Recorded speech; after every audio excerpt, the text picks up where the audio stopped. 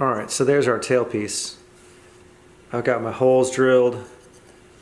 I'm carving out the little gap where the gut strings go, right in there. So that will become that, and then I'll just shape the outside.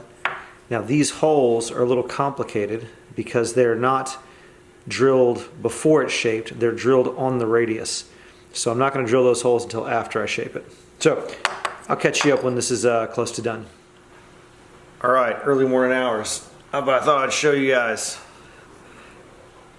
Stock tailpiece out of ebony, and our tailpiece made out of iron bark. So I still have to thin out the back a little bit, but the next step I have is I have a very tiny inlay that I'm going to attempt to do right here.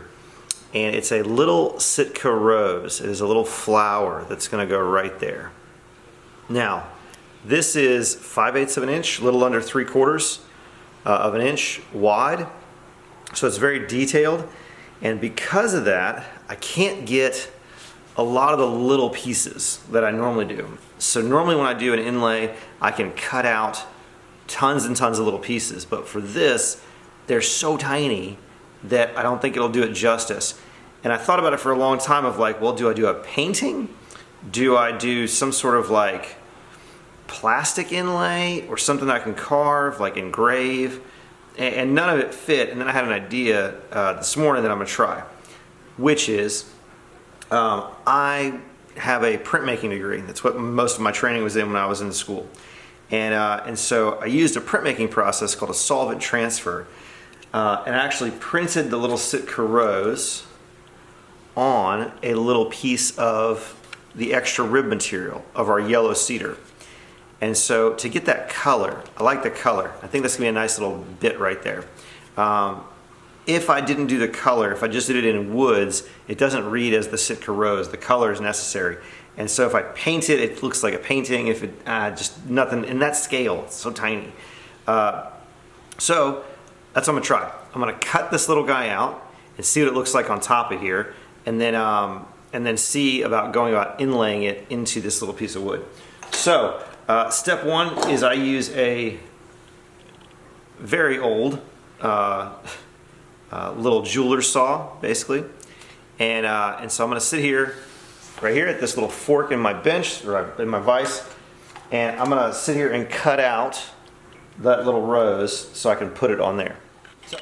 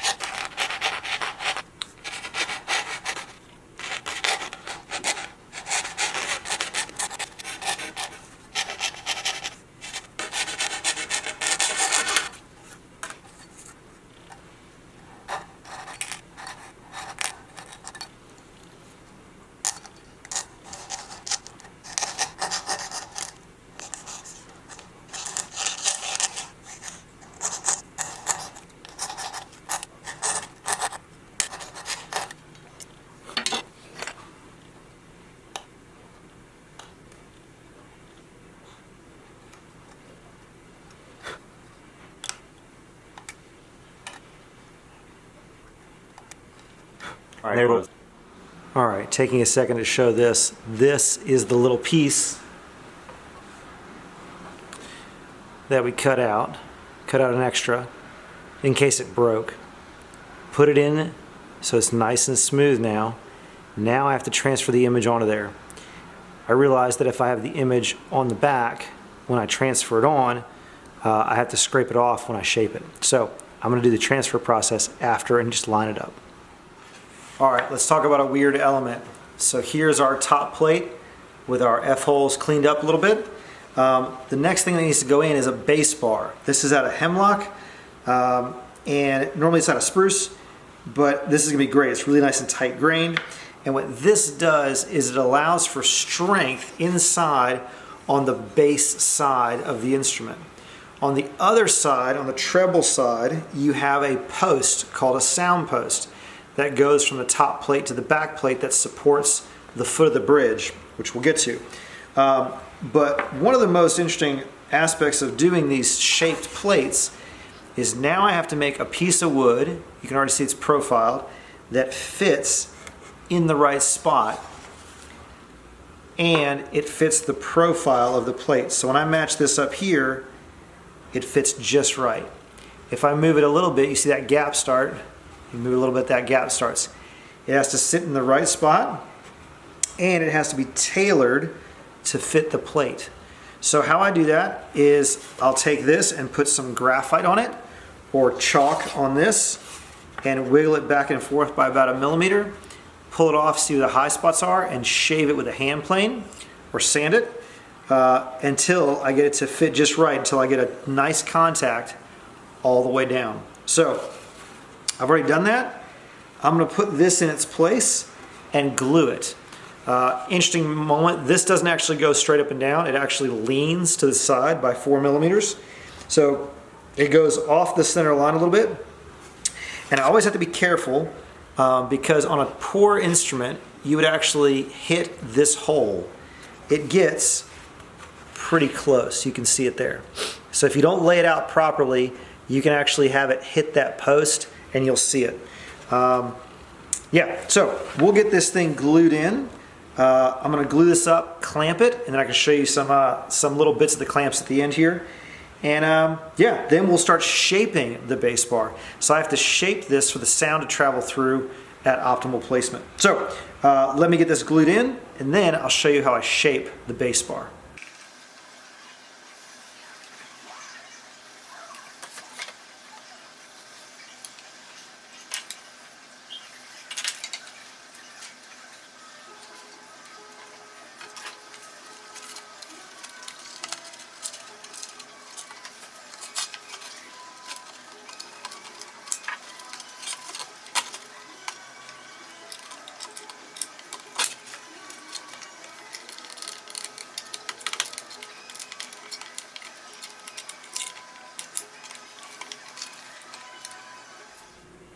All right, we've got the top plate out of the clamps with the bass bar. So what we're looking at is the bass bar comes out to about here, and it's going to have a slope to it. So I'm going to carve about the length of the F-hole down. See what this looks like in a second. And take a lot of this weight off. And then what we're going to do, it's going to look about something like that. And then what we're going to do is we're going to tap tune it. Now there's lots of ways to tune a top plate, but we'll show you what that looks like. Okay, so about that shape.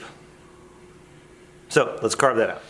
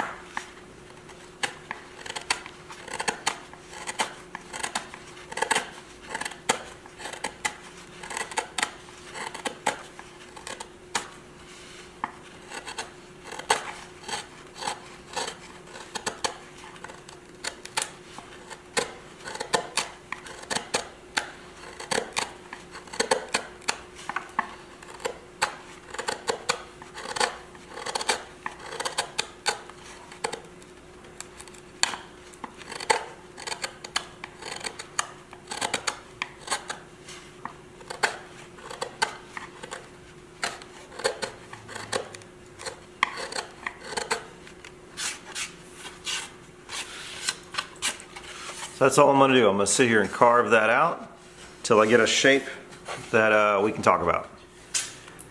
Alright, so here's a little interesting crash course on tap tuning. So I have my bass bar roughed out, but it's still too big. And I can tell that it's too big because when I hold at a certain spot and I tap at a certain spot, I should get a certain vibration through the plate that gives a reading of an octave or a note, right? So I'm going for a semitone here, not to get too technical, but when I tap here, tap down here, hear how high that is? Okay. I'm going to hold a little over here. I'm going to tap at the bottom now instead of the edge. Hear how low it is. Okay. That's registering as an F. That's registering as C. And so I want this one, when I tap on the edge here, to actually be an E, and the bottom one to be a D. I can also tap it in the middle. Yeah, that's still an F, so I need to get it higher, right? So to make it higher, I need to make this less, because the deeper it is, the less it resonates. So I'm going to take some of this material down and slowly take it down, keep tapping until I get to the tune that'll make this plate vibrate the best. So all I'm going to do that is using a little gouge, the same one you just saw me carve this with, and I will slowly take away some of the height and a little bit of the width, the profile, until we're at our peak performance here. Using a little hand plane here for the transitions and for the height.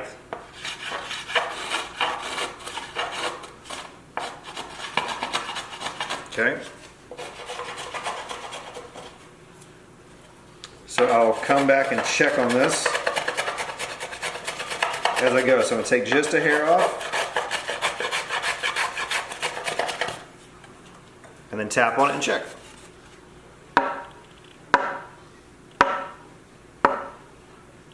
Okay, you're getting closer. So it'll take just some fine tuning just to get up to where I need to be, and then we'll move along. All right, let's talk about the inside of this violin. The inside of the back right here has the lithographic print of Paul Rosenthal. The inside of the top currently is blank, and originally I had another photograph chosen for the whole inside of the top, and it was a nice photograph of the actual spruce forest where this spruce comes from. And so I was pretty excited about that. But a forest scene doesn't really work in there. And I didn't know that until I tried. The Tally-Ho violin, I printed a map in it. And the only reason that map worked because it was a line drawing. And I'm learning all this as I go, because I mean, I've never printed on spruce before versus the other woods. The other woods have a sharp, clean surface in terms of grain. Spruce, no matter what you do to it, has a fiber to it. It has this hard winter growth that pops up and a soft summer growth that shrinks down. And so you end up getting two very sharp textures next to each other to create almost like lines in the image. So I just wasn't happy with how it was going to look after I tested it and everything else. And so I thought, man, I got to do something on the inside that I'm really happy with. And I had an idea, and that is I have my daughter write a poem. And she writes poetry, she does ballet, she teaches ballet to kids. She's a super cool girl. Anyhow, I love her to pieces. And but I asked her to write a poem, and I asked her basically to reinterpret that photograph as a work of poetry. And so she had this idea about how the forest itself is loud, but we don't listen to it. That it speaks oftentimes.